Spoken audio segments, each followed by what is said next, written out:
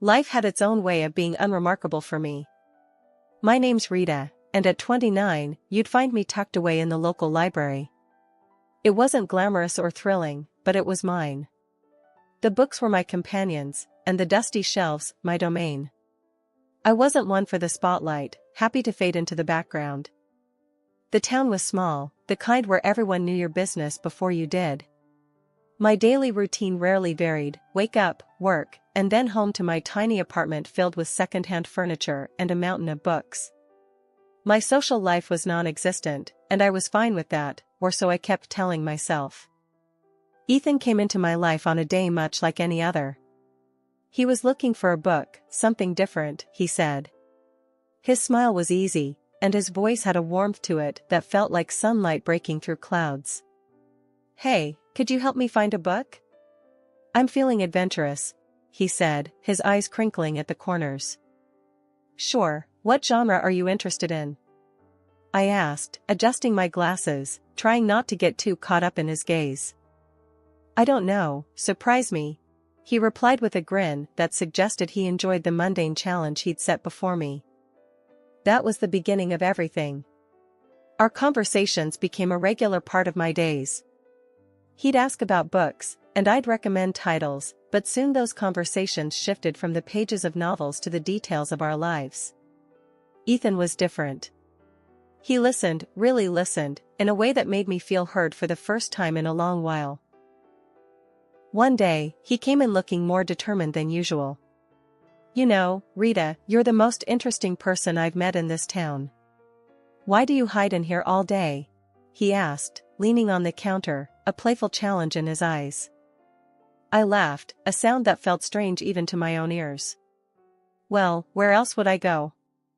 This town isn't exactly bursting with excitement." Ethan's response was quick. "Maybe you just need someone to explore it with. How about dinner tonight? My treat." I hesitated, not used to this kind of attention. "I don't know, Ethan. Come on, what's the worst that could happen? You spend an evening out with a guy who enjoys your book recommendations. Plus, I promise to make it worth your while. You can show me this hidden gem of a town," he coaxed, his confidence infectious. Against my better judgment, I found myself agreeing. "Okay, sure. But no fancy places, I don't do well with all that pomp." "Deal," Ethan said, his smile lighting up the room. "I'll pick you up at 7. Wear something comfortable." That night changed everything. Ethan showed me parts of the town I'd never seen, despite having lived here my whole life. He made me laugh, a deep, genuine laugh that I hadn't known I was capable of. He listened to my stories, my dreams, and my fears, never once making me feel small or insignificant. As we walked back to my apartment, he stopped and looked at me, a seriousness in his eyes. "Rita, I know we've only just met, but there's something about you. You're not like anyone I've ever known. You're genuine, and in a world full of fakes, that's rare." I didn't know what to say. No one had ever spoken to me like that before. "Ethan, He cut me off, gently placing a finger on my lips. "You don't have to say anything. Just know that I see you, Rita. I see the person you are, and I like what I see." Ethan had always been the sweet spot in my day, making everything seem brighter with his care and affection. He had this way of making me feel seen, calling me beautiful, kind, and smart, things I hardly believed about myself. It was his warmth that won me over, making the idea of forever seem not just possible, but desirable. When he popped the question, it felt like a dream. "Marry me, Rita. I can't imagine my life without you," he had said, his eyes shining with sincerity. I didn't hesitate. "Yes," I breathed out, feeling a mix of excitement and disbelief. But before we could get lost in the whirlwind of wedding planning, there was one crucial step we had to take: meeting his parents. Ethan had given me a heads up, a sort of pre-warning. "My folks, they have a bit of a high standard for who I bring home. But don't sweat it, okay? They're gonna love you once they see how amazing you are," he assured me, though his nonchalance did little to ease my nerves. I was a wreck before the meeting, rummaging through my wardrobe for something that screamed modest yet dignified. It felt like an impossible dress code to crack. Ethan, on the other hand, was the picture of calm, almost disinterested, as if the outcome of this meeting didn't weigh on him at all. "You're overthinking it, Rita. Just wear what you're comfortable in," he said casually, which only frayed my nerves further. The day arrived, and I chose a simple blue dress that I hoped struck the right balance. As we drove to his parents' house, Ethan seemed more preoccupied with the music on the radio than the impending introduction. "You sure they're gonna like me?" I asked, seeking some reassurance. They'll come around. Just be yourself," Ethan replied, his attention briefly flitting to me before returning to the road. His laid-back attitude felt jarring compared to the storm of anxiety brewing inside me. Walking up to the door of Ethan's childhood home, my heart was pounding. His earlier warnings echoed in my head, painting a picture of the scrutiny I was about to face. The door swung open, and we were greeted by Ethan's parents, their expressions hard to read. The dinner that followed was a minefield. Ethan's parents grilled me with questions that felt more like an interrogation than casual dinner conversation. "So, Rita, Ethan tells us you work at a library. Do you see yourself doing that long term?" his father asked, his tone suggesting he found my job lacking. I fumbled for an answer, trying to sound confident. "I love working there. It's fulfilling in a way I can't quite describe," I said, hoping my passion would be enough to win them over. Ethan was strangely quiet throughout, offering little support as I navigated the barrage of questions and veiled criticisms. It felt like I was alone on the battlefield, with Ethan retreating into a role of passive observer. As we drove home, the silence in the car was deafening. I couldn't help but feel disappointed, not just in the evening's events, but in Ethan's indifference. "I thought you said they'd warm up to me." I finally broke the silence, my voice tinged with hurt. Ethan shrugged, a frustratingly nonchalant gesture. "Give it time, Rita. They just need to get to know you better," he said, his words doing little to comfort me. After a few more dinners that felt more like interrogations than friendly meals, it was clear Ethan's folks weren't my biggest fans. They saw me as some kind of gold digger, I guess, which couldn't be further from the truth. I was never after Ethan's money. Heck, I barely knew about it until he brought it up himself one evening, saying, "My parents are a bit old school, you know? They worry about the weirdest things, like money and status." One night, Ethan came home looking more serious than usual. "Babe, we need to talk," he said, avoiding my eyes. That's when I knew something was up. "What's wrong?" I asked, feeling my stomach tie up in knots. "It's my parents," he started, finally looking at me. "They're insisting we sign a prenup." "A prenup?" The word felt foreign, bitter on my tongue. "Ethan, you know I don't care about your money, right?" He sighed, running his hands through his hair. I know. And I don't care about it either, not when it comes to us. But they're adamant about it. They think it'll protect both of us or whatever." I was hurt, not gonna lie. It felt like they were already betting on our failure. But I loved Ethan more than I cared about his parents' approval or some stupid agreement. "Fine," I said, more sharply than I intended. "Let's sign it and be done with it. Your money, my money, whatever. I don't care. I just want you." Ethan looked relieved, and a part of me hated that. "Thank you, babe. I hate this as much as you do, but it's just a piece of paper. It won't change anything between us." So, we signed the damn thing. Some lawyer his parents knew drew it up, making sure neither of us could touch the other's stuff if things went south. It felt like signing a declaration of distrust before we even started, but I pushed those thoughts away. I was in love, and love was supposed to conquer all, right? Our wedding was nothing grand, just the way I wanted it. A few close friends, an intimate ceremony, and the promise of forever. I moved into Ethan's place shortly after. It was a nice house, nothing too fancy, but it felt miles away from my old apartment.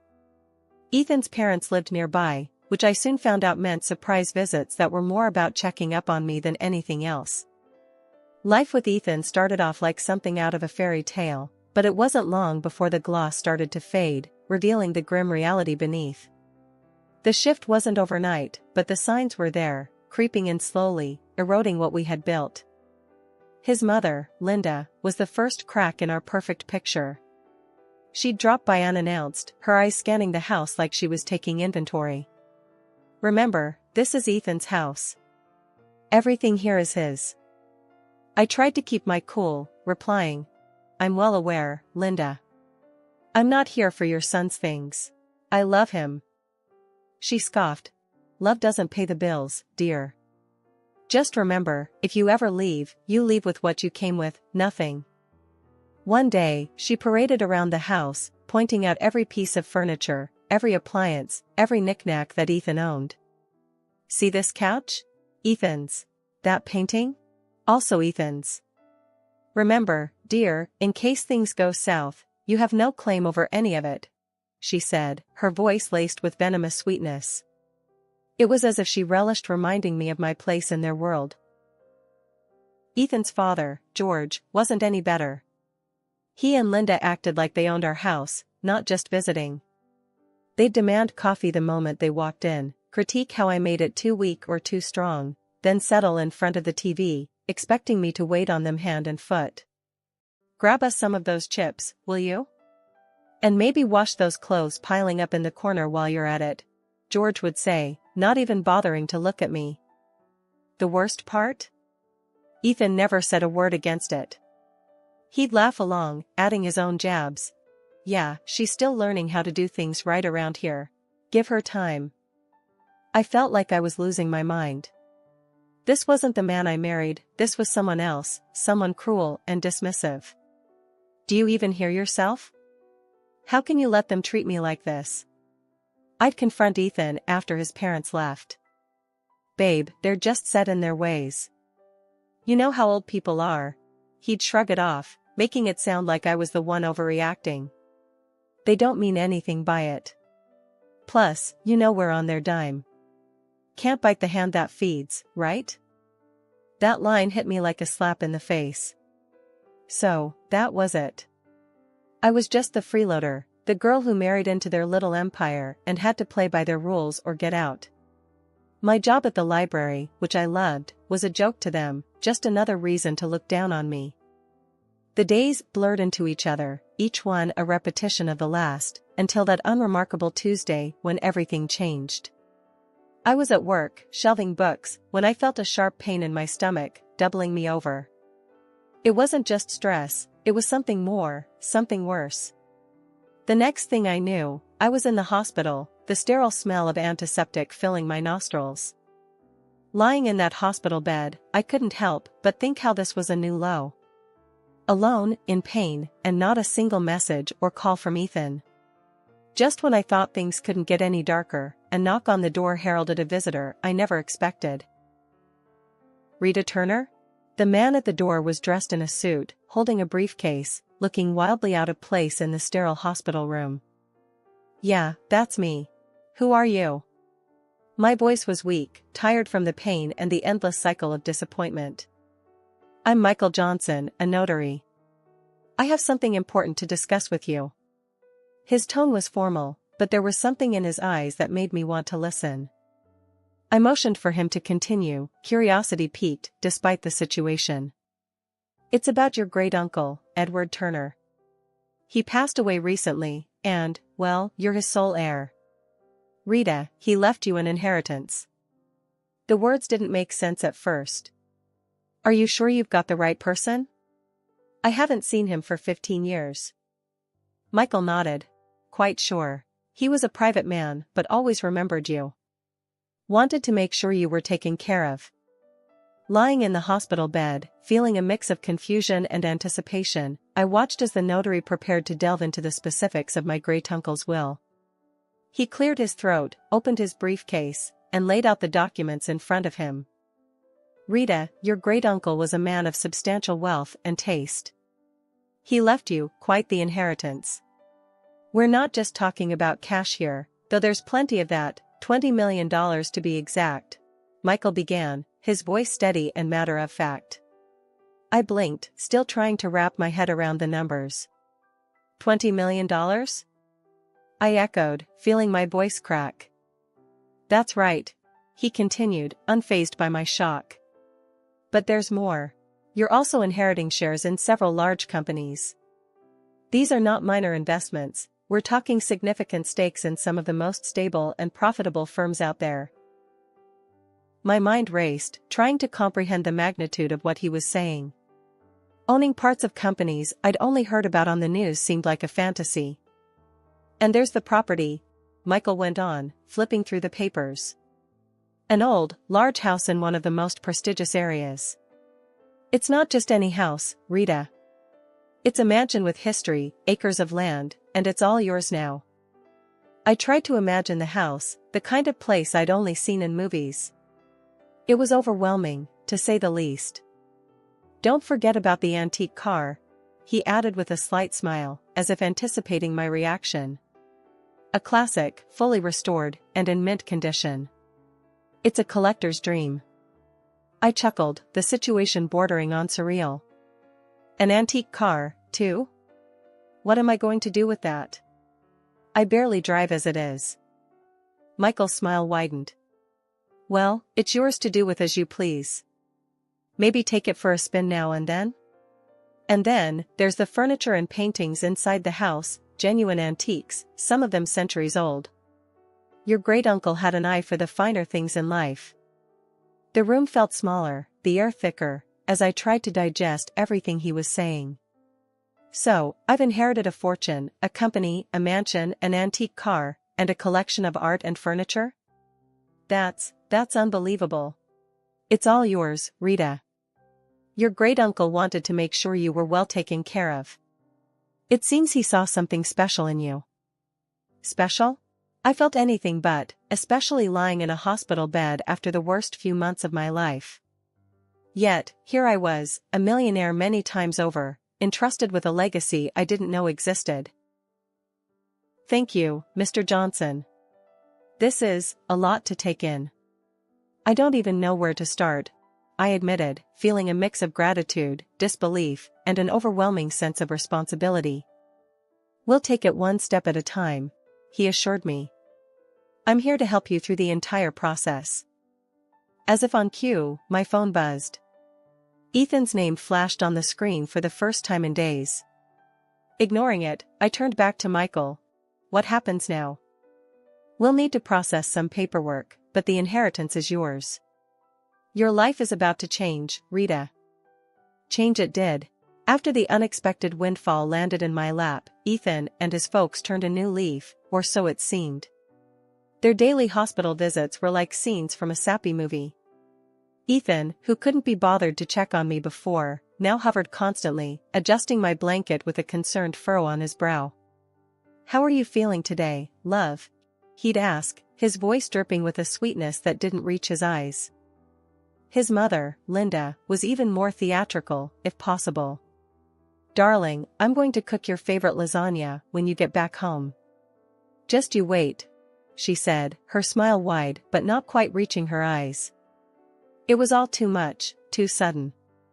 Yet, I played along, smiling weakly, thanking them for their care.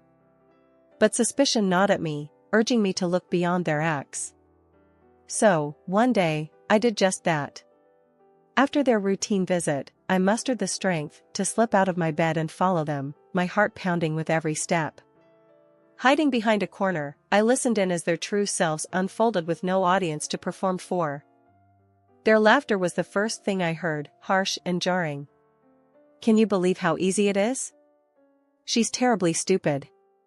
She's eating right out of our hands, Ethan said, a chuckle escaping his lips. Linda was more calculating, her voice sharp as she laid out their plan. Make sure she makes a baby with you, Ethan. Once she does, she won't ever be able to leave us. Then, we'll have a real hold on her and her fortune. Their words, cruel and cold, didn't shock me. Disappointment filled me, yes, but surprise? Not in the slightest. They showed their true colors, and I was done painting over them in shades of denial. Silently, I made my way back to my hospital bed, their mocking words fueling a fire within me. They saw me as nothing more than a ticket to wealth, a means to secure their future. But I wasn't going to play their game. Not anymore. Lying in that bed, a plan began to take shape, clear and firm. I was going to turn the tables on Ethan and his conniving family. They underestimated me, saw me as weak, but I was about to show them just how wrong they were. Back at the house after being discharged, I felt like a stranger walking into what was supposed to be my home. Ethan and his parents were there, waiting, their faces painted with fake concern and eagerness. The atmosphere was thick, charged with unspoken tension and expectation. Ethan was the first to break the silence, his voice a blend of feigned sweetness and underlying greed. "Babe, you're home. How are you feeling? We've been so worried about you." Ignoring the lump in my throat, I met his gaze squarely, seeing the man I once thought I knew. "I'm feeling better, thanks. But we need to talk." "All of us," I said, my voice steady despite the turmoil inside. Linda, ever the actress, stepped forward, her hands clasped together as if in prayer. "Of course, dear. We're here for you. Whatever you need." It was now or never. I took a deep breath and laid out my cards. "I'm filing for divorce, Ethan. And before you ask, no, you won't see a dime of my inheritance." The room fell silent, the air sucked out of it as if by a vacuum. Ethan's face paled, his mask slipping to reveal the panic underneath. "Divorce? But why? I thought we were happy?" "Happy?" The word tasted bitter in my mouth. Your mom, and your dad have made my life a living hell. You've treated me like a servant, not a wife. And now, suddenly, you're worried about me because I'm worth something to you?" Ethan stammered, struggling to find the words, but Linda, always quick, jumped in. "This is nonsense. We've always treated you like family. You're imagining things, dear." Rolling my eyes, I pulled out the prenuptial agreement from my bag, waving it in front of him. This is what saved me. You thought you could play me, but I'm not the naive girl you took me for." George, silent until now, finally spoke, his voice a mix of anger and defeat. "You'll regret this. We're your family." "No, you were never my family. A family doesn't treat one of their own like dirt and then turn sweet when money comes into the picture. I'm done here." Moving into my own place was the breath of fresh air I desperately needed. The apartment was small and cozy, a stark contrast to the life I'd left behind. It wasn't just a new living space, it was my declaration of independence, my fresh start. The phone call started almost immediately. Ethan, with his voice dripping with desperation, was the first to break the silence. "Rita, please, you've got to come back. We can work this out, I know we can." His pleas fell on deaf ears. I was done, and no amount of begging could change that. "Ethan, it's over. I'm not coming back. You need to accept that," I said, my voice firm, leaving no room for negotiation. Not long after, Linda chimed in, her tone a toxic mix of anger and guilt-tripping. "Ungrateful. After everything we've done for you. You owe us, Rita. You're making a huge mistake." "Owe you? For what, Linda? For making me feel like nothing more than a burden?" "No, I don't owe you anything. Goodbye."